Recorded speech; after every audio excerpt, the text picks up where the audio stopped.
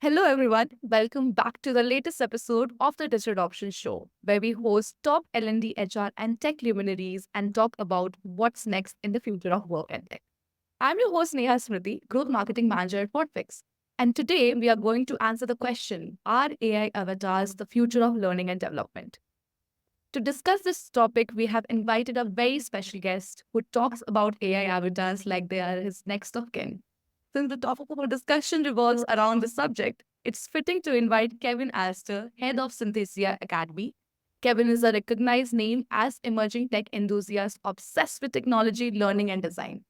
At General Assembly, Kevin developed enterprise L&D solutions, helping businesses humanize tech integration.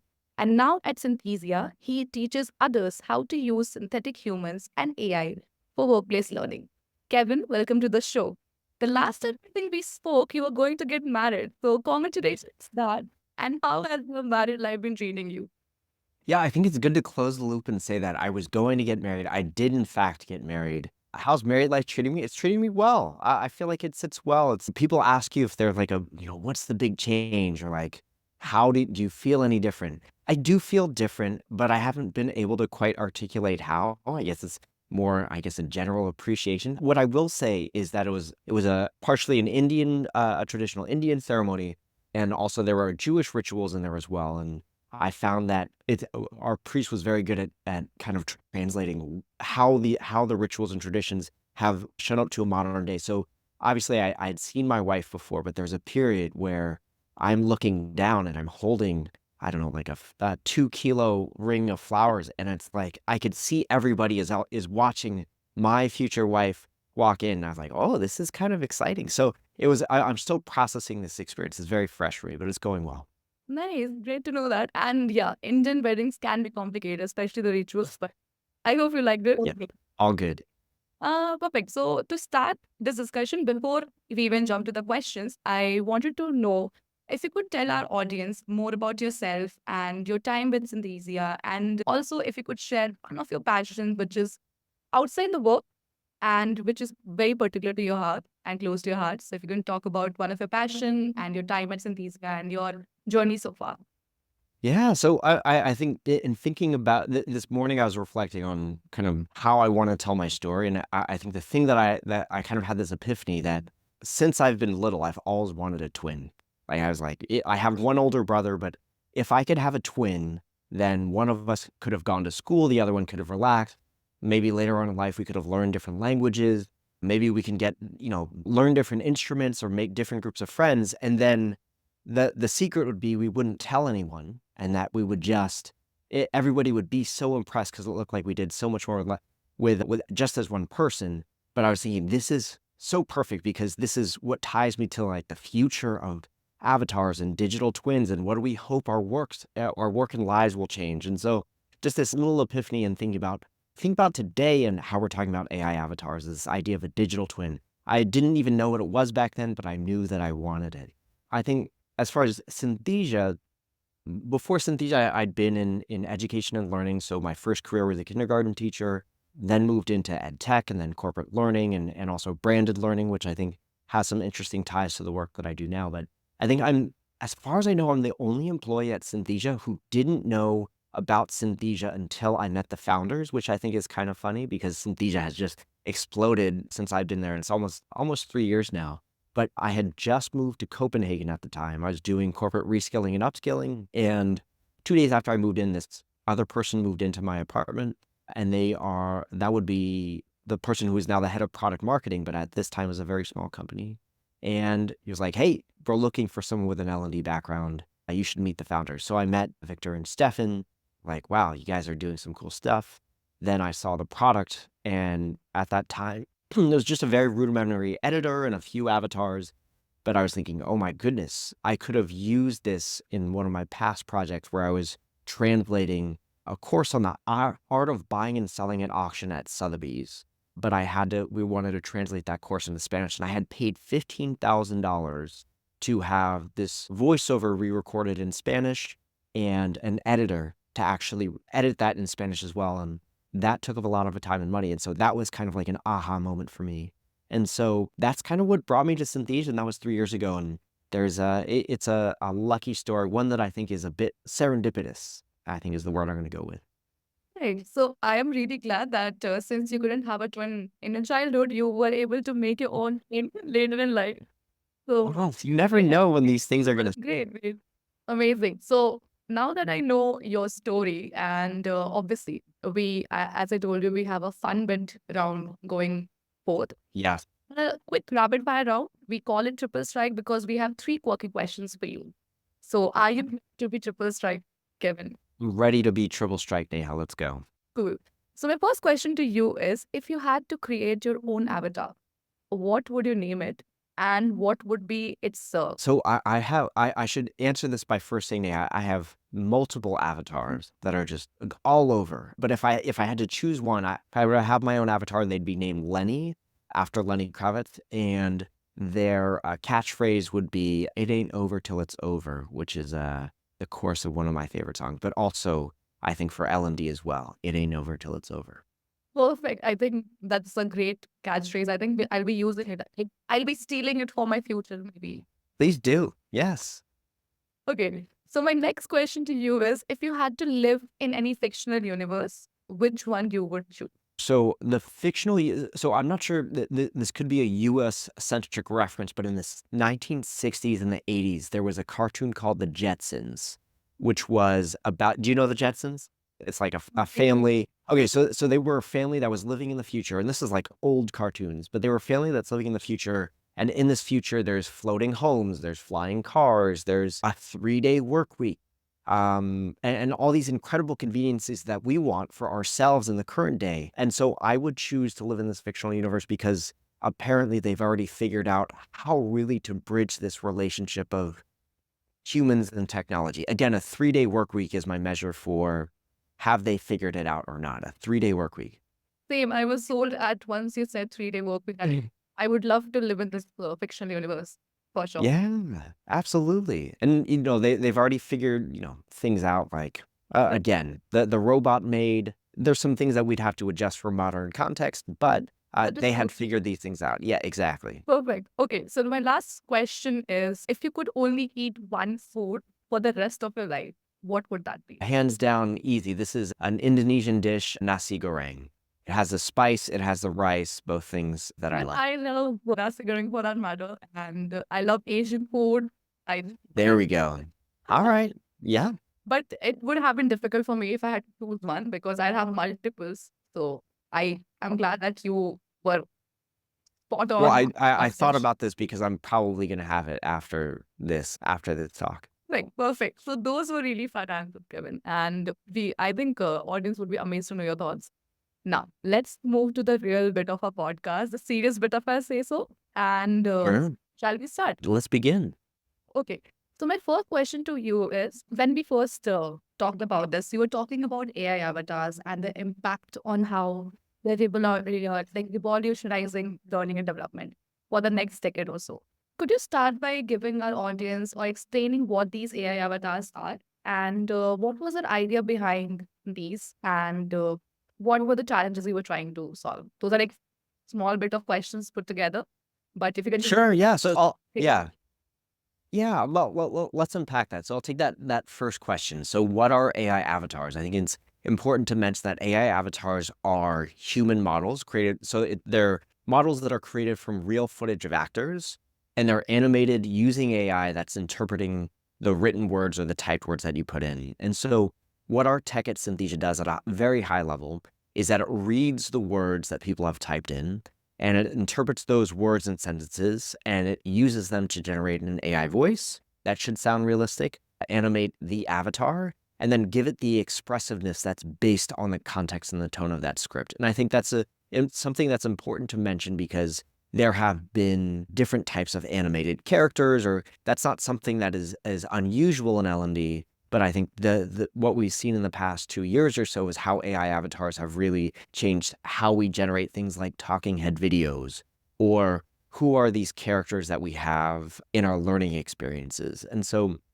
if we look at what we've had in the past in learning and development, we use a lot of pictures or examples of characters to kind of tell different stories, or maybe kind of as course guides or facilitators, but what they've been in the past is kind of like these really static, kind of awkward stock images.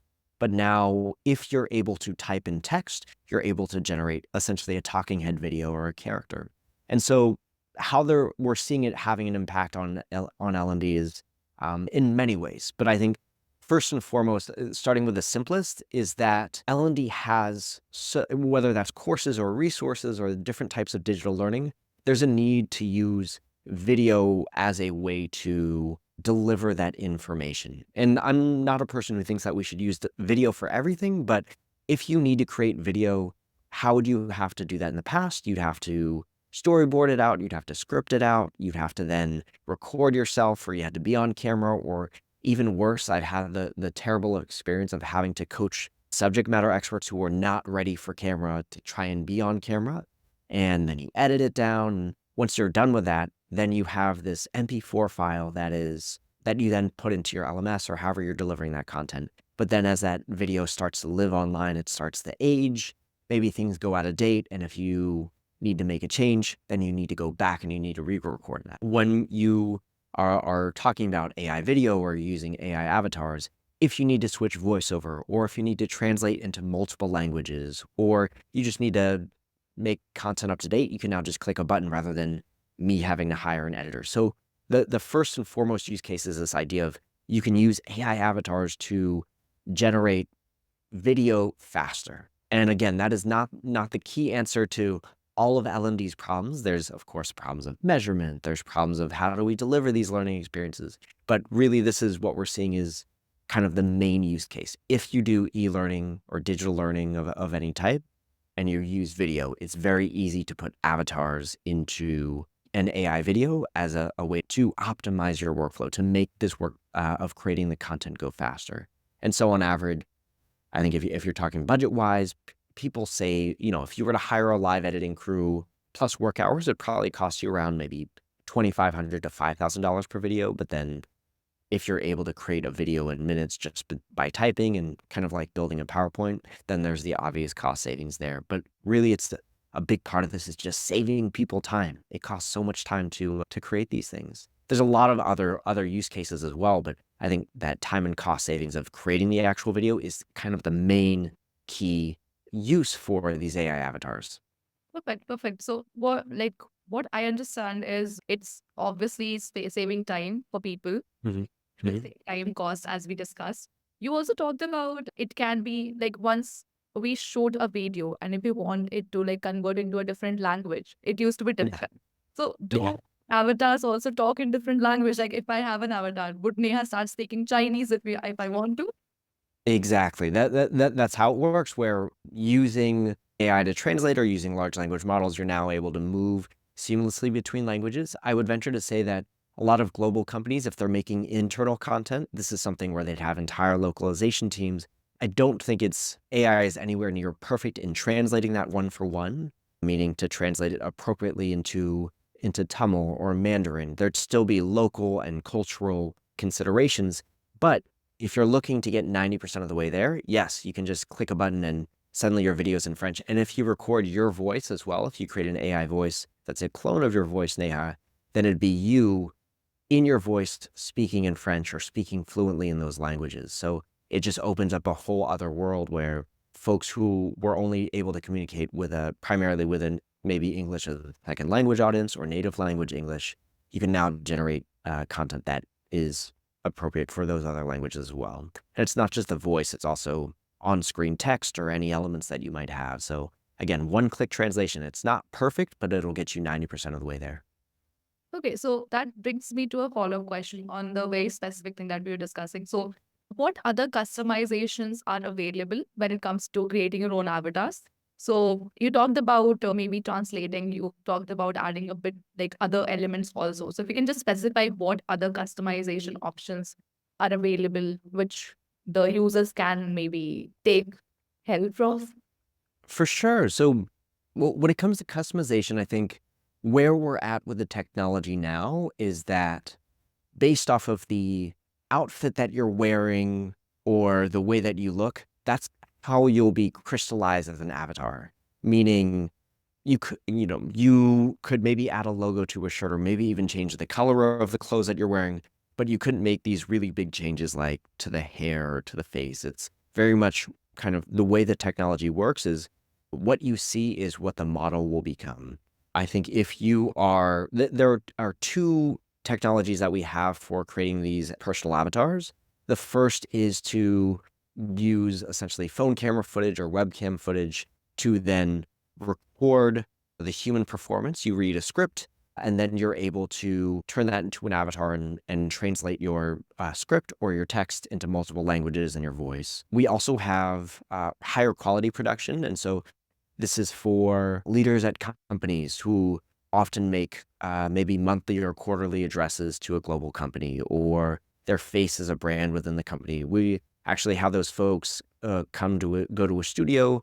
We record their avatar against a green screen, and what that allows you to do is change the backgrounds or the environments or the spaces that those avatars are in. But yeah, it's that's essentially how the tech works. So it's very limited customization at the moment. But the good news is that it's easy to create a personal avatar, meaning you can just do that with your webcam or your phone. And so you can go to other backgrounds. You can shoot it while walking in the park. We have one where it's like a yoga instructor who's doing yoga, but obviously then you could do it in other languages. So right now it's still very much how you experiment with the tech to see what you can make. It's very much at the beginning of this adoption curve. So we're still seeing what folks can create. It's exciting. It will improve in the future, like how we have seen. I remember when first AI had introduced these kind of realistic avatars, they didn't used to look that realistic, if I remember. But I Yeah. recently saw one of your videos, and it took me like a minute or so to actually realize it's not real. It's not you talking, it's your avatar talking. So I Yeah. getting closer, and I think in the next months or so, there will be a lot of other things that we'll be able to do. So I'm looking forward. Yeah. And Neha, to that point, I think what's interesting is, in the 3 years that I've been at Synthesia, just seeing the pace of the technology change. So for example, when I used to show the avatars even a year ago, you had folks who were saying, well, I can tell that this part, like this, that maybe the shoulders don't match, or this piece of hair was out of place.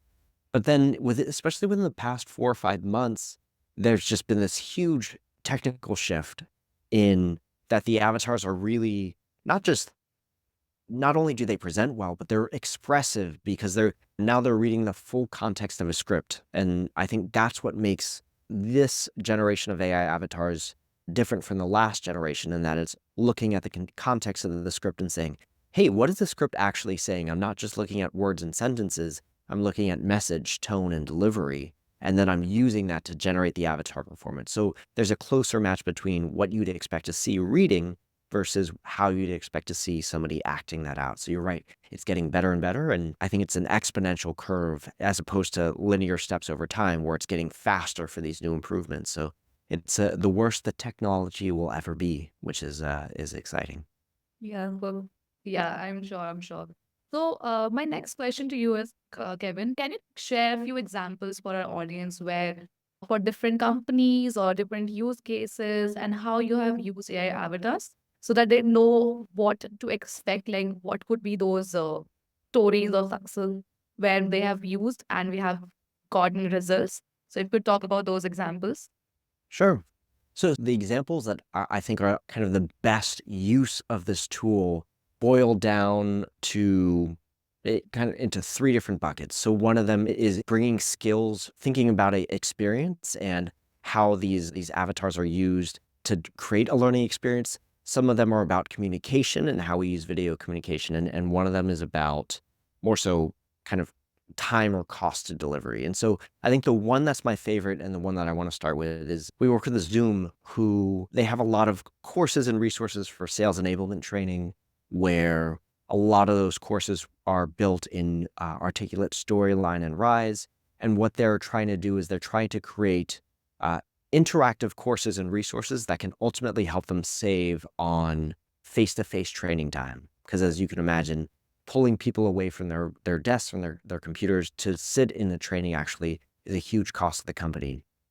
And so what they've done is one of their instructional designers for this particular skill that they were teaching, he built these really interactive stories where he has this one called the Deal Detective, where he's created this entire story world where the learner is in the role of a detective, and they have to figure out where a deal has broken down and who they can question to save it. So there are different suspects, which are different stakeholders in this journey. There's different clues that they might find, but really they've used the avatars rather than just kind of having these flat pictures. They've used the avatars and they've used music to kind of really build this world and create this rich experience that not only gives the employees a chance to practice these skills, but it also kind of gives them motivation to continue in the story. And of course, a lot goes into the design of this, but what he's able to do, this instructional designer is able to do, is it takes a lot of different videos to generate something that's interactive and immersive and allows somebody to make decisions along the way. Meaning you have to have 500 versions of a conversation in order to get to 3 different outcomes. And so why I like this example is because it's moving away from the shift that we have in L&D of building courses and resources that are about information delivery rather than purposeful practice or giving folks information and then kind of giving them a chance to analyze it or bring their prior experience in. We're very much focused on saying, here's this information, now learn it and take a test. But this person at Zoom is using the avatars to really create different roles and characters to immerse the learner in the learning.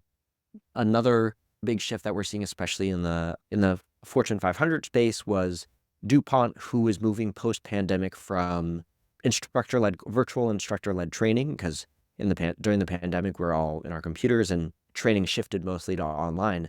They had a bevy of training that was in there teaching the fundamentals of operational excellence. This is something that is taught to the global DuPont chemical company. And what they did is they wanted to use these transcripts to create courses, asynchronous courses that they could deliver at scale, but they didn't have the video production resources needed to hire out an external company. And so rather than paying around $15,000 per video, because it has to be corporate and polished and really a high production experience, they're able to bring those skills in-house. And what I like about the story is that the L&D team now has a new service offering for the rest of the company, where before they were just kind of curriculum designers. Now they're able to kind of build solutions end to end because they have that video experience. So that speaks to more sort of, again, that idea of cost or time to create something. And then I think the last one for me was Heineken, it's more a general HR strategy that they have, where the tagline that our champion uses that they call PowerPoints poison points because everybody uses them and nobody pays attention. And so they're shifting their internal communication strategy from using these 45-minute webinar recordings to these short bite-sized videos that employees can download and watch on their own time. And they're experimenting with it as a way to have avatars deliver information, or maybe you have an avatar of a senior leader who's in charge of a particular business unit or department, and they're able to say, okay, this is my team, here's what you need to know, versus, hey, watch this 45-minute recording, which nobody will watch. I think those were like really great answers. In fact, earlier discussion, you said that we create like it's more around creating videos, but I see a lot of synergy between different L&D use cases where we can, and we'll have to think about it, how better we can utilize these avatars. And I feel like if we integrate with other things that we have currently, there will be a much more wider use case ways that we can obviously utilize these avatars for. But those were some great answers. I love the detective bit of it. I think I'll use it for my Yeah. And they had really quickly, I want to echo the importance of a point you just said, but that was this idea of re-examining our tools. I think over the past 10 years, we've accumulated all these different tools in L&D, whether it's like LMSs or LXPs or transcription software or all these different tools that we kind of just use because I guess the businesses that we work for have told us these are the tools that we use. But I think in this world of generative AI and large language models, there's an opportunity to kind of revisit what we're doing and what tools we use. And when I work with teams, I like to lead them through this exercise called unbundling, where we look at projects and outcomes from the past quarter, the past year, and we say, what were the tools that you used for this or why? And it's re-examining, okay, what can we actually plug into the AI tools that we use? Or what pieces actually will be better communicated through a video versus a 45-minute webinar? And so it's an opportunity to kind of revisit these tools and say, what are we using these for? What are we trying to achieve?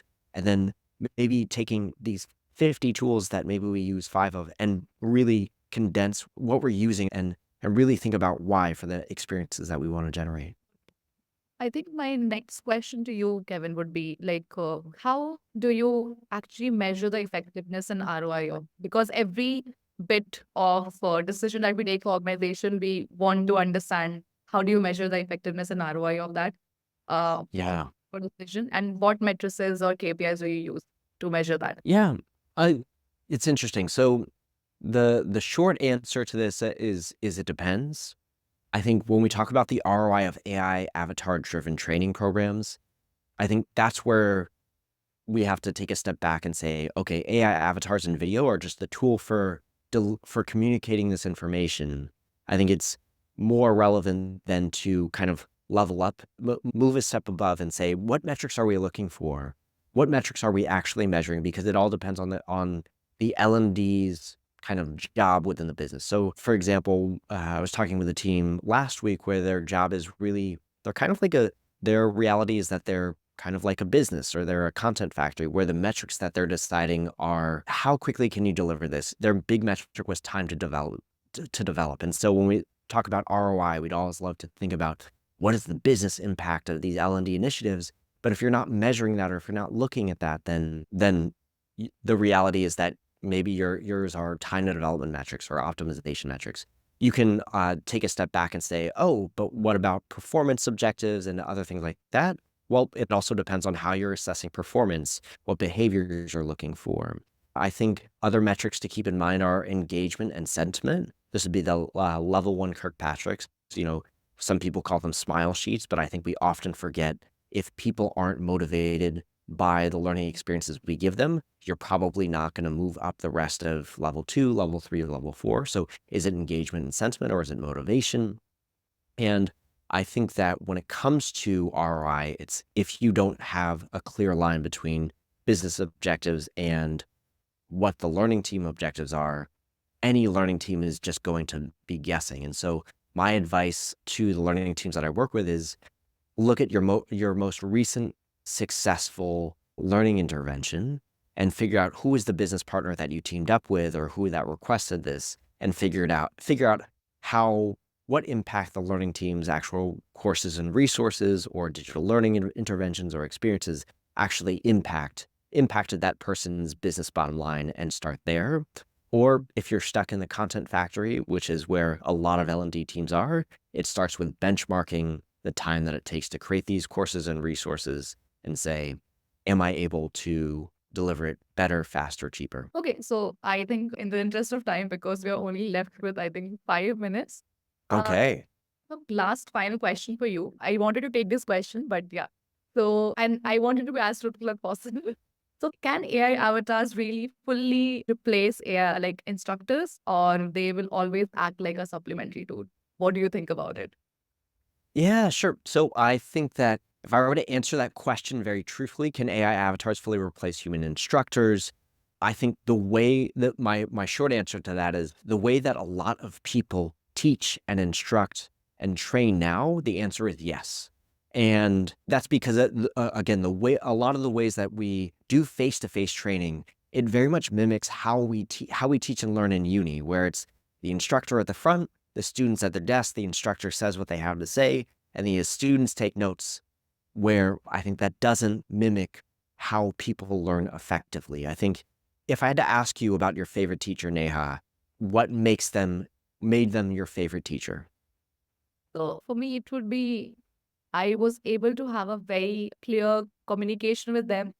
I could ask them question and they would come back to me in real time and just address those. So those were the teachers, and plus they had a very great clarity of thought. So when they understood my problem and just delivered whatever I wanted personally. So the more Yes. personalized, those were the teachers I used to love the most. Yeah, to your point, it's the teachers who would maybe give you information, and then they would kind of test and question your assumptions, or they would open the floor to questions and ask the questions that you had. And I think that's the role that where human instructors need to shift into, which is we don't need to deliver information. Actually, large language models and AI avatars are pretty good at delivering that information that you might need to know in preparation for the human experience, in which you'll then be engaged in activities. You'll get a chance for practice and feedback and all the things that we need our human selves for.